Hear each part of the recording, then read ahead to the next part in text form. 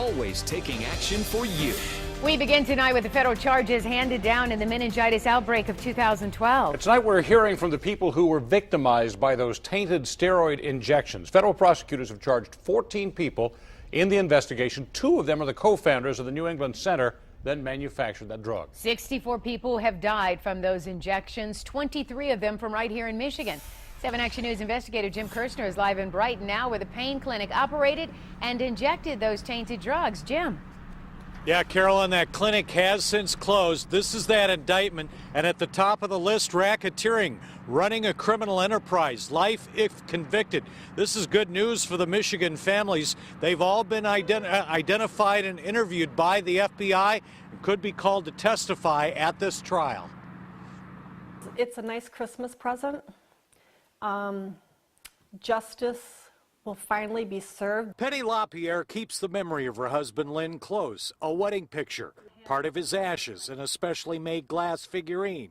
She formed a support group after learning how many were affected, including in the hospital where her husband died 5 weeks after being injected. The doctor would come in and he would say, oh, we have, 40 people on the floor that have this. We showed Penny the 73-page indictment outlining the criminal case against the owner and 13 employees of the New England Compounding Center. The owner, Barry Cadden, called in front of Congress 2 years ago, only to plead the fifth and try to get out of town. Is there anything that you can say to them?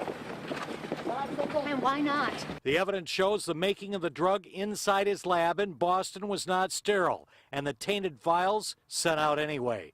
The charges include conspiracy, contempt, second-degree murder, and her husband's Lynn's name is on that list of victims. They killed my husband. That's, it's really sad to see that in print.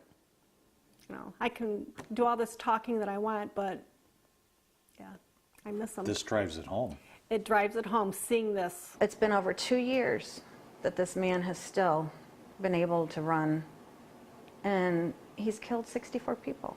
Rhonda Hall lives in Brighton, not far from where the clinic was located. She, too, was injected with a pain-killing steroid and lived. Her quality of life is another question. I feel like a ticking time bomb. And because of all this, I've gotten fibromyalgia, which some days even my skin aches. And while she is stable, taking 9 pills a day, her future is unknown.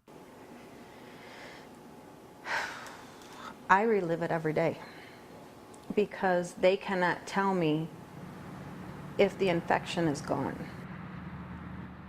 Now, those families have gotten no medical bills for any of the treatment related to this. They also have not asked who's paying. The New England Compounding Center has gone bankrupt, but also set up a compensation fund for victims, $135 million, but no payment system has been established. I'm live tonight in Brighton. Jim Kirshner, 7 Action News.